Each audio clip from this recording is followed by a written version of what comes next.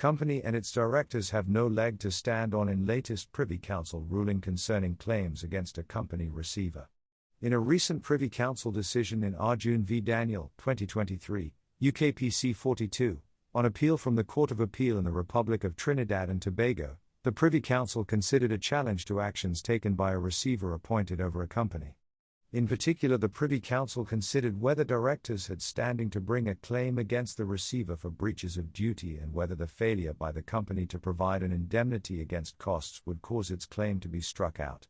The directors successfully sought an interim injunction to restrain the receiver from exercising her power of sale over the company's assets.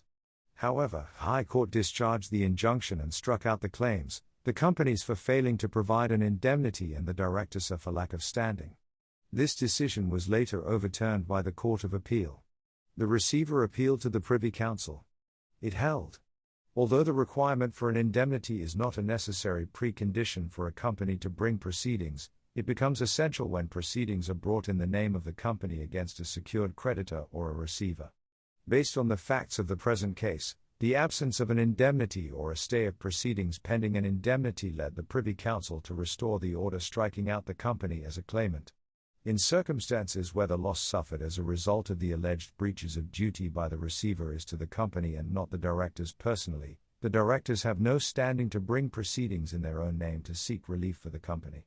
Consequently, the directors' claim was struck out and the interim injunction against the receiver was discharged. The Privy Council's decision underscores the necessity for directors to indemnify company assets against potential litigation costs when they bring proceedings against a receiver for alleged misconduct.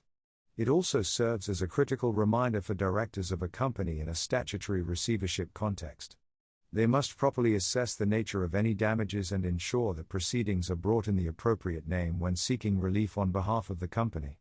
This ruling reinforces the legal responsibilities and strategic considerations directors must navigate in company receiverships, emphasizing the nuanced interplay of legal standing, indemnity provisions and corporate governance.